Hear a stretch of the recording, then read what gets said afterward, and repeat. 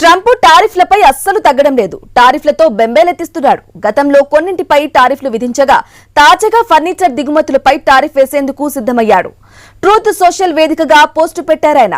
అమెరికాలోకి వచ్చే ఫర్నిచర్స్ పై భారీ స్థాయిలో టారిఫ్ ఇన్వెస్టిగేషన్ నిర్వహిస్తున్నామని, 50 రోజుల్లో ఆ విచారణ పూర్తవుతుందని వెల్లడించారు.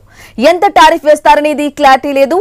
North Carolina, South Carolina, Michigan కు ఫర్నిచర్ పరిశ్రమను తిరిగి తీసుకురావడం కోసమే ఈ చర్యలని చెప్పారు. అగ్రరాజ్యాన్ని ఫర్నిచర్ ను ఎగుమతి చేసే దేశాల్లో చైనా, వియత్నాం ముందు వరుసలో ఉన్నాయి. ఇక ఈ క్రమంలో ట్రంప్ టారిఫ్ వేసేందుకు రెడీ అయ్యాడు.